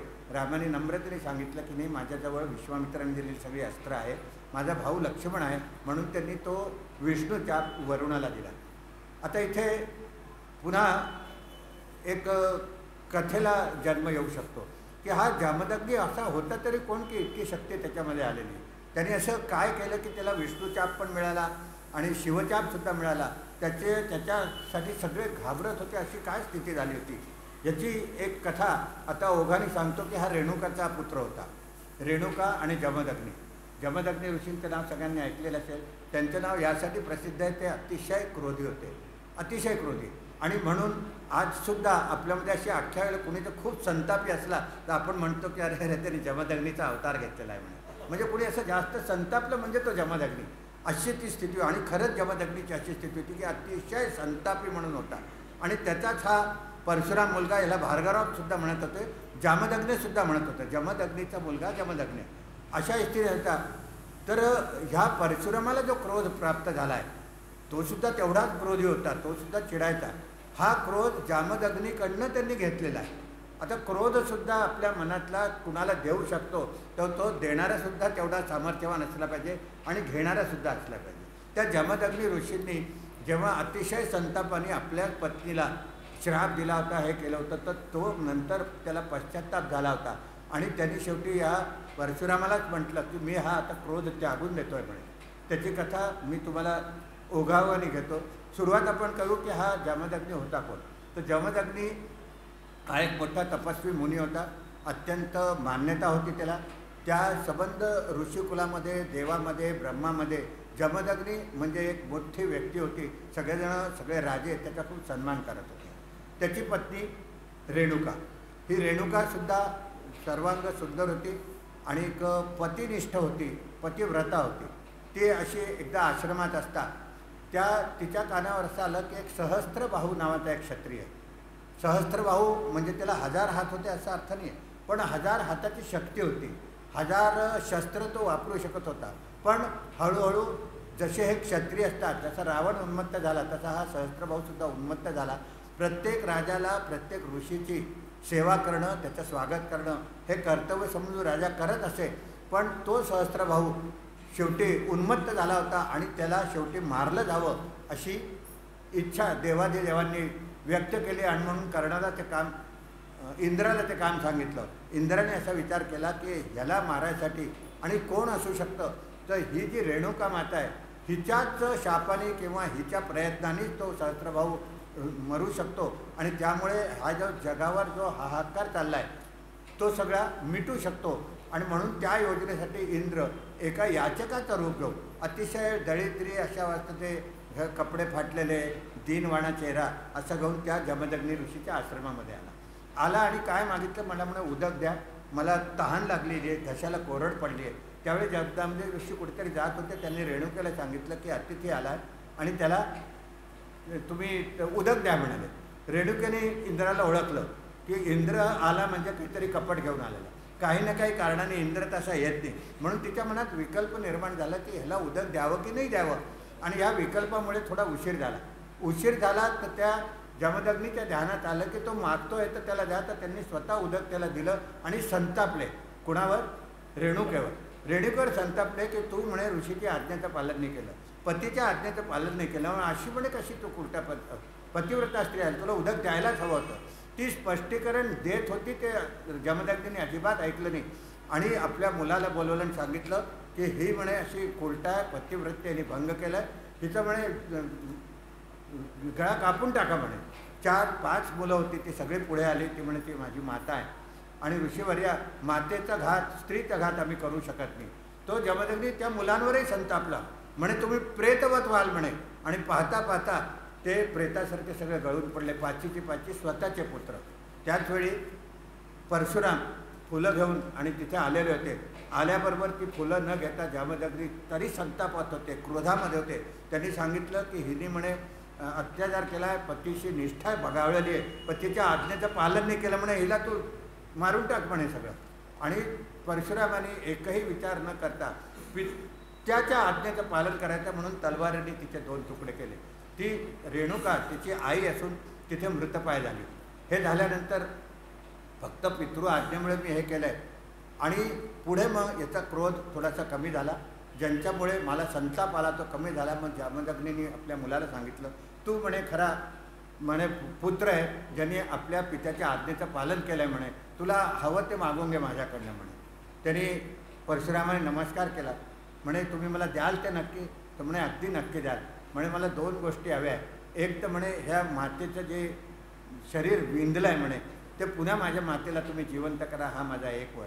मग माझे जे 5 बंधू मारले गेले ते आता प्रेतवत झालेले, त्यांना पुन्हा जिवंत करा, हा मला दुसरा वर द्या. जमदग्नीला एकदम आपली चूक ध्यानात आली आणि तोच नतमस्तक झाला. म्हणे माझ्या आज्ञेसाठी तू आपल्या आईला मारलं पण आणि तिला जीवदान पण दिलं. मग त्यांनी 3रं वर मागितला की तुम्ही एकच करा ऋषी, की माझ्या मातेला मी तिची हत्या केली आहे हे तिच्या ध्यानात राहू देऊ नका, तुमच्या शापामुळे तिची हत्या झाली आहे हे तिला विसरायला लावा. या 5 मुलांना आपल्या पित्याने छोट्याशा एखाद्या लहानशा गोष्टीसाठी मारलं आहे हे त्यांना विसरायला लावा. तर ऋषी म्हणाले बरोबर म्हणे, तुझं अगदी बरोबर आहे. आणि त्यांनी तिला जिवंत केली. असं ज्या मातेने परशुरामाला जन्म दिला त्यांनी असे आपलं मातृऋण ह्या दृष्टीने फेडलं होतं. ती माता तिथे होती. हा एक भाग झाला रेणुकेच्या जन्माचा आणि रेणुकेच्या पुत्राचा. ह्याचा पुढचा हिस्सा असा आहे की हा परशुराम नंतर मी तुम्हाला सांगितलं ना की शिवापाशी शस्त्र घ्यायला शिकला. हे सगळं झाल्यानंतर आई त्याची नांदायला लागली, मुलं नांदायला लागली, सगळं झालं आणि आपल्या वडिलांची अनुज्ञा घेऊन परशुराम शिवाकडे शिकायला गेला. त्याच वेळी सहस्त्रभाऊ जो मी तुम्हाला सांगितलं की ते उन्मत्त झाला यांच्या आश्रमात आला. आश्रमात येता क्षणी पुन्हा जमदग्नींनी सगळ्या शिष्यांना बोलवलं, रेणुकेला सांगितलं की तो ऋषी जरी नसला तरी आपला राजा आहे, त्याच्या राज्यात आपला आश्रम आहे, त्याची म्हणे नीट खातेदारी कर, त्याला नीट बसव, त्याला सगळं सैन्य. आणि म्हणून त्यांनी त्याला पाचारण केलं, त्याचं खूप स्वागत केलं, त्याची पूजा केली, बसवलं आणि रेणुकेला सांगितलं आणि ते आपल्या कामाला निघाले. पुन्हा रेणुकेने सांगितलं की ह्यांना एवढ्या सगळ्या लोकांची सेवा करायची, यांना भोजन वगैरे करायचं तर कुठून करायचं म्हणे, आपल्याकडे तर अग्नीसुद्धा नाही आहे आणि या अग्नीशिवाय मग मी कसं पाकसिद्धी करेन काय. तेव्हा ऋषी म्हणाले तू काळजी करू नको. त्यांनी आराधना केली आणि स्वर्गीची कामधेनू तिथे मागवून घेतली. कामधेनू तिथे आली आणि पाहता पाहता कामधेनूची पूजा केली आणि रेणुकेने तिची व्यवस्था केली. अशी व्यवस्था केली की तिने तिला हात जोडले की इतकं सगळं सैन्य आहे. तिने त्याच्या प्रधानाला निरोप धाडला की तुम्ही सगळे ससैन्य आणि इथे माझ्याकडे आश्रमात सगळेजण जेवायला या.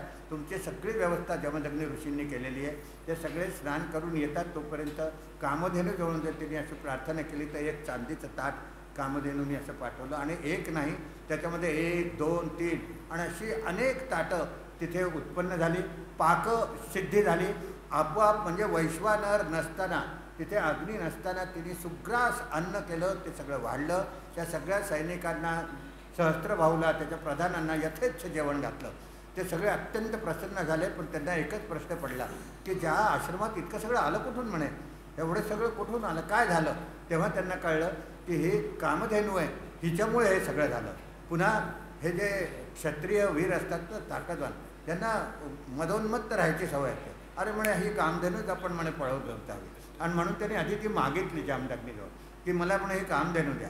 ऋषी म्हणाले ती कामधेनू एक तर माझी नाही आहे. ती मी स्वर्गातनं इंद्राकडनं मागतो. ती जिथून आली आहे तिथे मला परत करायची आहे. तर ती मी तर तुला देऊ नाही शकत म्हणे. तर म्हणजे मला तर तीच हवी आहे. शेवटी तो युद्धात पेटला. त्यांनी आपल्या सगळ्या प्रधानांना त्यांना सांगितलं की तिला सोडवून आणणार नाही.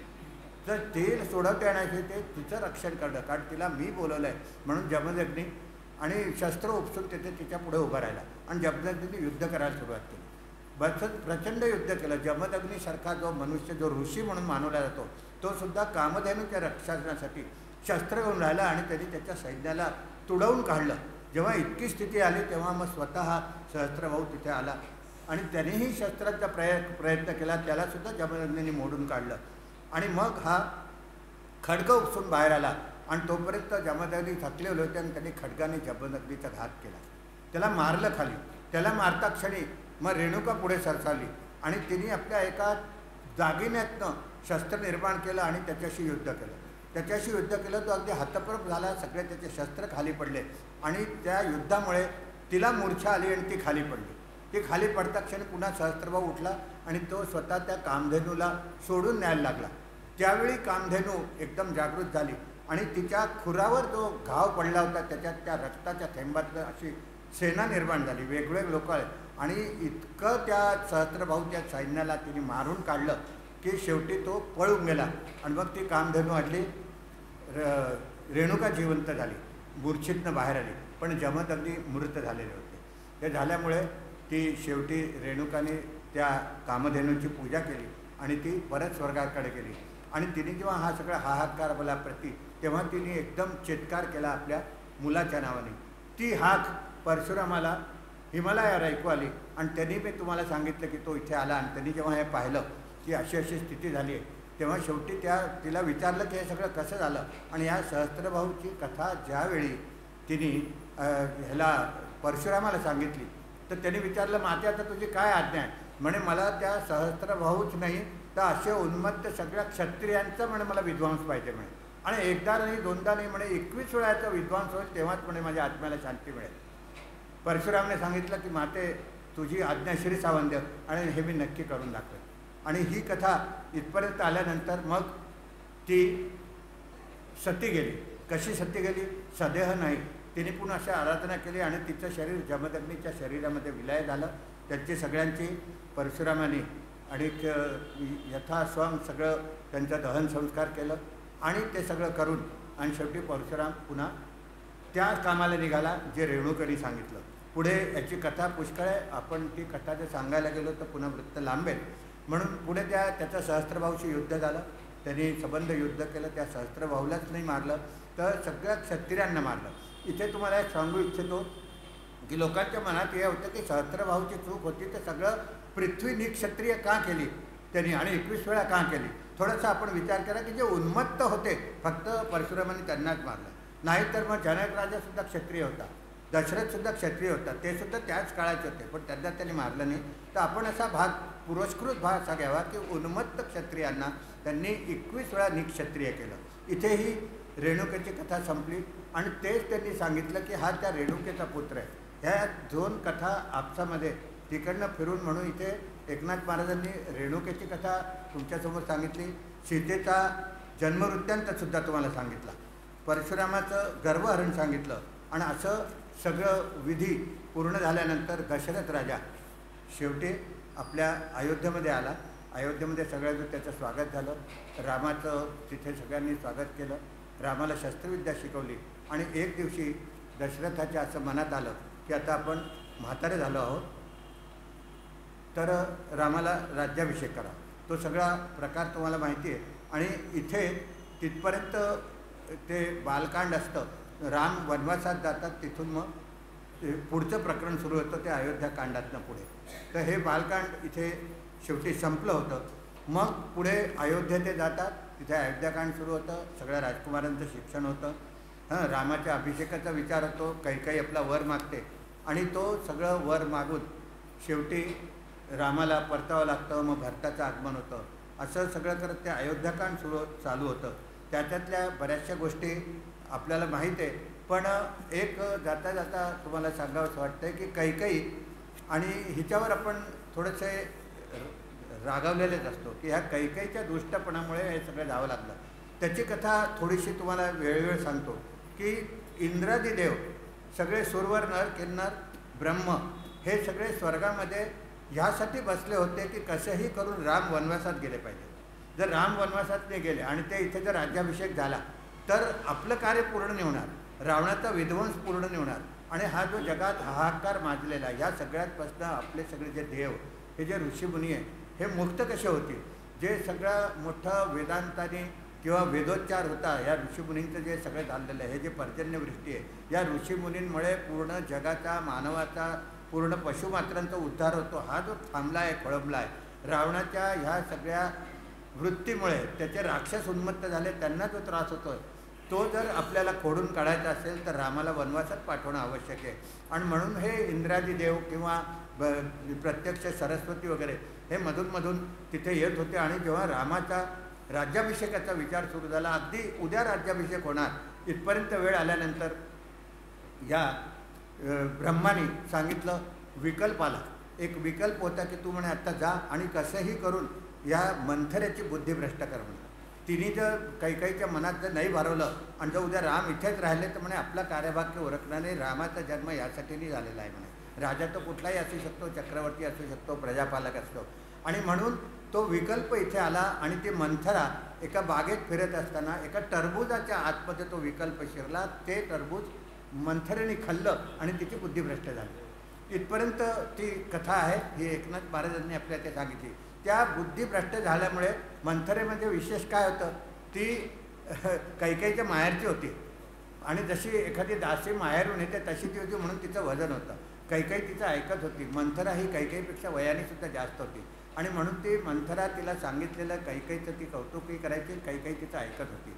ही त्या शेवटी कैकेयीच्या दरबारात गेली. आणि कैकेयीसुद्धा प्रसन्न होती की आता चला उद्या माझ्या मुलाचं म्हणजे राज्याभिषेक होणार आहे. रामावर तिचं अत्यंत प्रेम होतं. म्हणजे आपण असं जरी म्हटलं तरी रामावर कौशल्यापेक्षा सुद्धा जास्त प्रेम तिचं होतं, असं वर्णन रामायणात आहे. म्हणून तर त्या कौशल्याच्या उदरी जरी राम जन्म झालेला असला तरी रामसुद्धा कैकेयीवर तितकंच प्रेम करायचा. कधी कधी तिघा राण्यांना नमस्कार करताना आयांना राम कैकेयीला आधी नमस्कार करत असे, असं पण बऱ्याच वेळा रामायणात पाहिलेलं आहे. तर त्या कैकेयीची बुद्धी भ्रष्ट करायसाठी मंथरा आत गेली. आणि तिने सांगितलं की तुला म्हणे आनंद कसा दाखवते म्हणे चेहऱ्यावर, तुला काही कळत नाही म्हणे, तुला काय शेवटी कौशल्याची दासी बनवून राहायचं आहे का म्हणे. उद्या जर राम राज्यावर अभिषेक बसला तर तुझा तर म्हणे तिसरा नंबर आहे म्हणे. दुसरी म्हणे सुमित्रा राहील, तिचा आई म्हणून सन्मान राहील, कौशल्याचं राजमाता म्हणून सन्मान राहील.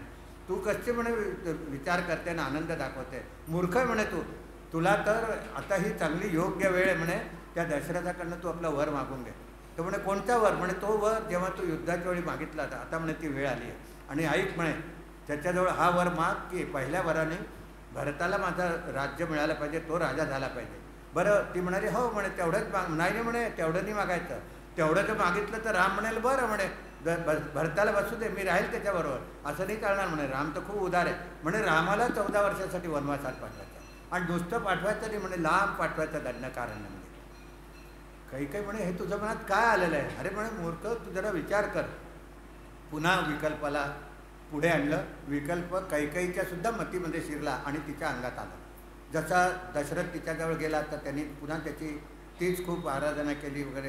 पण कसं काय, कैकेयी कोपभवनात जाऊन बसली होती. महालामध्ये सगळीकडे अंधार होता आणि इकडे तिकडे असे दागिने विखुरलेले पडले होते. कैकेयीने आपली सगळी नवी वस्त्र काढून जुने वस्त्र नेसून ती बसली होती. राजाला फार वाईट वाटलं की हे इतका आनंदाचा प्रसंग, हे काय चाललं आहे. म्हणून दशरथ तिच्याकडे गेला, तिची खूप मनधरणी केली, विचार केला आणि ती संतापतच बोलते, अरे तुला काय झालं सांग. ते सुद्धा सांगत नव्हती. आधी म्हणे तुम्ही मला वचन द्या. म्हणे कसं वचन. म्हणे नाही, तुम्ही मला जे 2 वर दिले होते ते मला आत्ता हवे. अरे म्हणे घे ना मग वर, तेवढ्यासाठी एवढं सगळं करायची काय गरज आहे. नाही म्हणे तुम्ही बदलाल म्हणे, आणि म्हणून तुम्ही मला आधी वचन द्या की मी तुला वर देईल, तरच म्हणे मी तुझं सांगेन.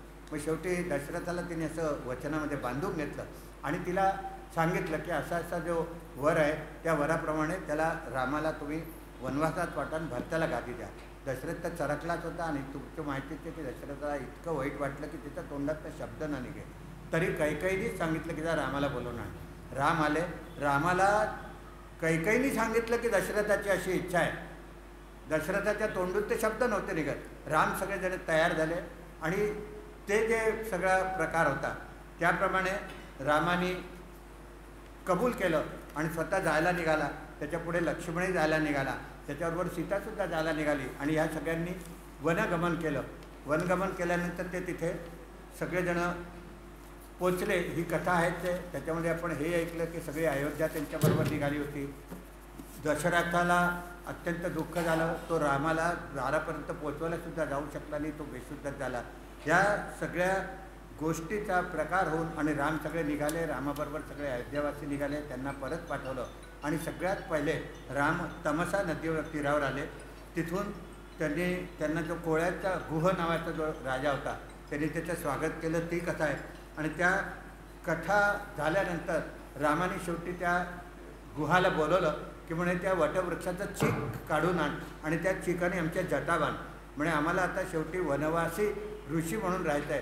तर राम आणि लक्ष्मणाच्या जटा त्यांनी चीक लावून बांधलं, तेव्हा ते खरे वनवासी झाले.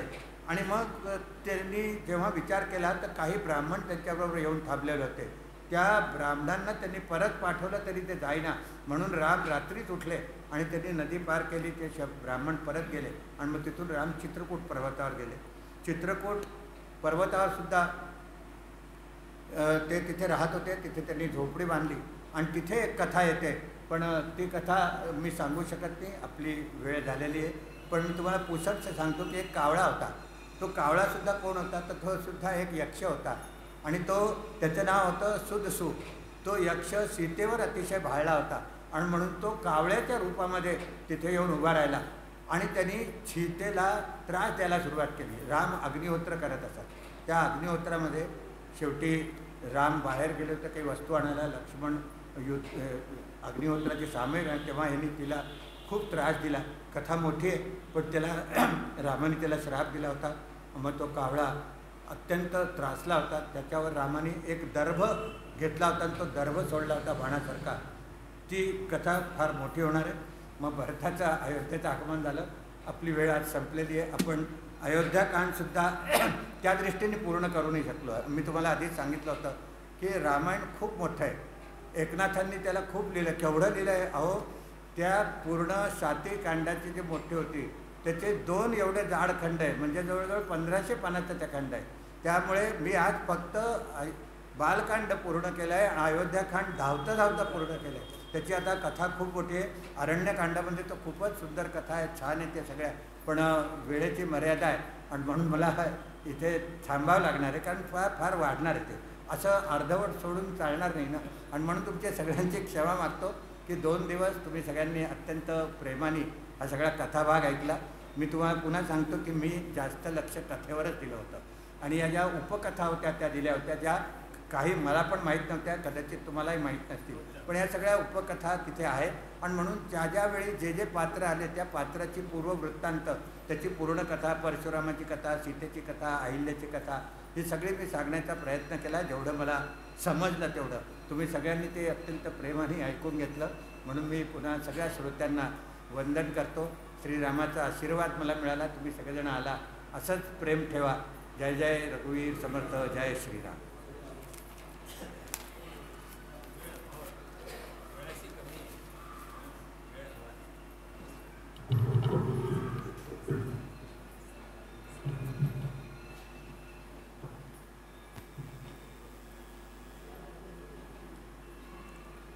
भावार्थ रामायण त्याच्या उपकथांना घेऊन वेळाच्या चाकोरीत तिला बांधून ठेवणं अशक्य झाल्याने बालकांड ते अयोध्याकांडपर्यंत आलं आहे. पण वक्त्यांची इच्छा असेल तर माझी त्यांना विनंती आहे की उद्या त्यांनी अयोध्याकांडच्या पूर्ण हे घेऊन काय ऐका उद्याचे वक्ता ठरलेले ते माझ्या शेजारीच उभे आणि उद्या आपल्याला एकनाथ चरित्र ऐकायला त्यांच्या वेळेवर मी आक्रमण करणार नाही. अच्छा, चला. म्हणजे माझ्या वाढदिवसाच्या दिवशी जसं तुम्ही मला आशीर्वाद दिला आणि मला बोलावून घेतलं, मग मी घाबरतच होतो कसं, पण तुमच्या सगळ्यांच्या आशीर्वाद शुभेच्छेमुळे मला काल बोलता आलं आणि ते कालचं जे तुमचं प्रेम होतं ते मी आजपर्यंत साठवून ठेवलं म्हणून आजही बोलता आलं. तर उद्या यांचा वाढदिवस आहे, उद्या आपण यांचं एकनाथ चरित्र यांच्या मुखातनं आपण ऐकू. यांचा परिचय आज नाही देत, मी उद्या देईन. मी ठेवतो, सांगून ठेवतो आपल्याला. श्रोता जेव्हा वक्ता होतो तेव्हा काय घडतं ते उद्या दिसून येईल. आजचे वक्ते आणि सांगितलं कालसारखा धाराप्रवाही आद्योपांत असं त्यांनी भावार्थ रामायणाचं पुन्हा मी त्याला पूर्वार्धच म्हणेन. आता पुढल्या वर्षी त्यांना पुन्हा हा विषय घ्यायला मी विनंती करतो. पुन्हा त्यांनी 4-5 दिवस घेऊन पूर्ण अर्ध भावार्थ रामायण सांगावं. काही छोट्या छोट्या गोष्टी फार, सीतेची जन्मकथा, पद्माक्षाचं वर्णन, श्रवणबाळाची कथा, या सगळ्या आपल्याला काय. पण आज एक संभावना आलं की टरबूज विकत घेताना आता सावधगिरी वापरू.